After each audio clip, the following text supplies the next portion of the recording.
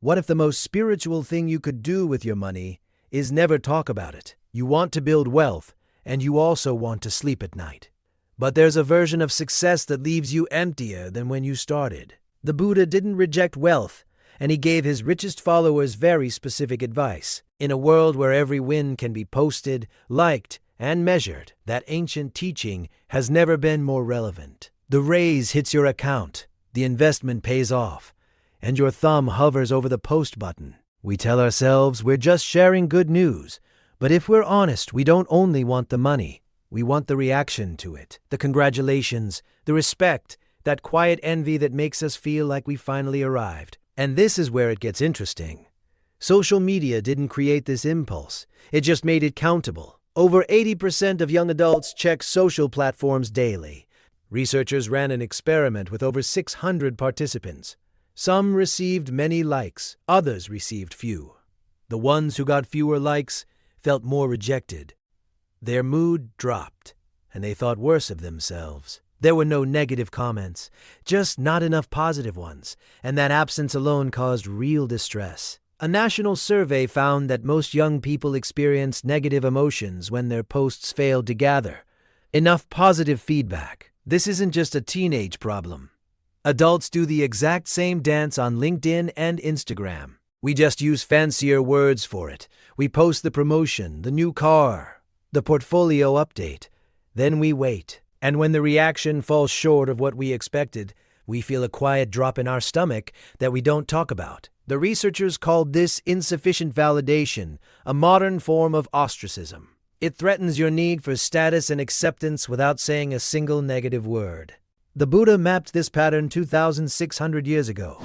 He called it the 8 worldly concerns, 4 pairs of conditions that dominate human life: pleasure and pain, gain and loss, praise and blame, fame and disgrace.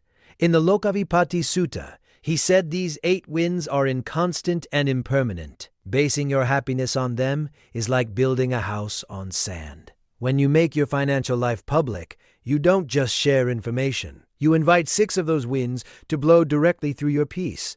You attach your net worth to praise. You attach your investments to fame. You anchor your sense of success to a number that strangers can judge. And when the validation doesn't come, or when it comes wrapped in criticism, your peace goes with it. But before we go further, let's clear up a common misunderstanding. The Buddha did not reject wealth. He grew up as a prince, groomed to rule a kingdom. His chief lay disciple, Anathapindika, was one of the wealthiest bankers in India. The Buddha gave him specific advice on how to earn it, keep it, and use it. That advice is recorded in the suttas, and it sounds surprisingly modern. He said, "There are 4 noble uses for righteous wealth. First, support yourself, your family, your workers, and your friends. Make them secure and happy. Second, protect against losses. Build a buffer for fire, flood, theft, and hard times. Ensure what you have earned.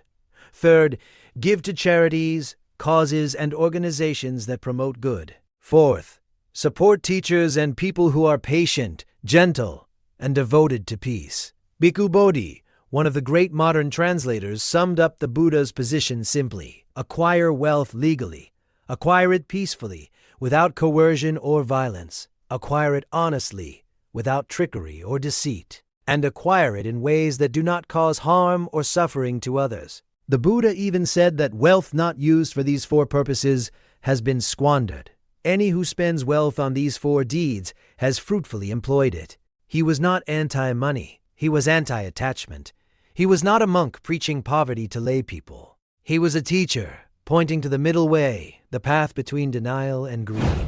This distinction matters because in today's world, attachment often wears a very respectable mask. We call it transparency. We call it authenticity. We call it sharing our journey. We think that if we are open about our numbers, we are being honest. But honesty and attachment are not the same thing. You can be completely truthful about your income and still be emotionally enslaved to what people think of it. When your sense of who you are becomes wrapped up in what you own and what others think of it, you have crossed the line from having wealth to being owned by it. The Vimalakirti Sutra tells of a wealthy layman who lived in a palace, ran businesses, and participated fully in society. Yet he remained, as the text says, aloof from the realm of desire. His wealth was inexhaustible for the purpose of sustaining the poor and the helpless. He used money as a tool. He never let it use him as one. The real question isn't whether you should have money. It's what happens to your mind when everyone knows exactly how much you have. And this is where it gets very personal. When you post a financial win, you are not just sharing information. You are placing your peace in the hands of other people's reactions. Let's sit with that for a moment. The Lokavipatti Sutta records the Buddha's words directly. Monks, these 8 worldly conditions spin after the world, and the world spins after them. Gain and loss, fame and disgrace, praise and blame, pleasure and pain. He said they are inconstant, impermanent, and subject to change. An ordinary person is elated by the desirable ones and distraught by the undesirable ones. A well-taught disciple sees their nature and is not swayed. When your financial life is public, each of these pairs has a direct line into your nervous system. Your net worth becomes a scoreboard. A good month is praise. A bad quarter is blame. A big win is fame. A public loss is disgrace. You have turned your inner state into a dashboard for public opinion. The research on social media makes this concrete. Remember that survey? The majority of young people felt bad when their posts didn't get enough positive feedback. In the experimental study, those who received fewer likes than their peers felt rejected, reported negative thoughts about themselves, and showed greater depressive symptoms over time. The absence of positive feedback functioned as ostracism. It threatened their basic need for status and acceptance. Adults experience the exact same mechanism. We just call it networking. We call it personal branding. We post the portfolio update, the salary milestone, the side hustle revenue. Then we watch the numbers. And when the response is thinner than we hoped, or when someone we respect offers a backhanded compliment, we feel it. Not in our bank account, but in our chest, in our sleep, in our quiet moments alone. The Buddha's warning was simple and devastating. These conditions are not evil. They are not things to be destroyed. They are simply unreliable. And building your happiness on something unreliable is not a strategy. It's a trap. So what does the alternative look like in practice? It doesn't look like lying, and it doesn't look like shame. It looks like non-attachment. There is a difference between having an honest conversation with a trusted friend about your finances and broadcasting your net worth to an audience of strangers and acquaintances. One is connection, the other is performance. What matters is why you are speaking about it and to whom. A therapist, a partner, a financial advisor, a close friend. These relationships can hold your numbers with care. A feed full of colleagues and distant relatives cannot. The Buddhist concept here is equanimity, upekha in Pali, a stable, grounded calm that isn't shaken by external highs and lows.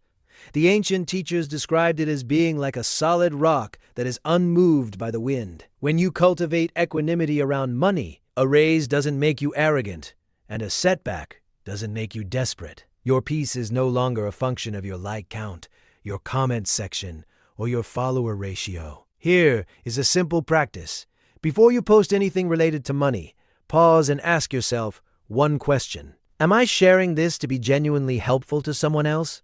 Or am I seeking validation? If it's the second one, close the app.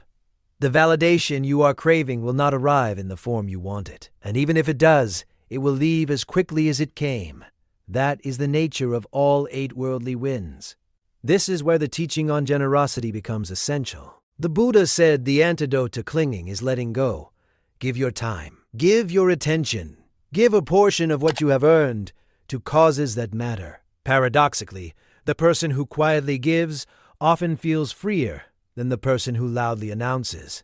One opens the hand, the other tightens the grip, and the hand that opens discovers it already has enough. There is a beautiful teaching that contentment is the greatest wealth, not the biggest number. The most comfortable relationship with the number you already have. Right livelihood means earning without harm and spending with purpose. But it also means holding your resources with open hands rather than clenched fists. In a world that measures everything, your financial privacy is a boundary. It protects your mind from becoming a public opinion poll. It lets you enjoy your success without needing anyone else to validate it. And it lets you face your losses without the added weight of public scrutiny. That is not hiding. That is freedom. But the deepest reason to keep your numbers to yourself isn't what most people think. You're not protecting your money from thieves. You're protecting your inner life from being governed by applause. The freedom to feel successful without waiting for a crowd to confirm it. That's the real wealth. If this landed, share it with someone who's navigating the same path. And subscribe. We go deeper every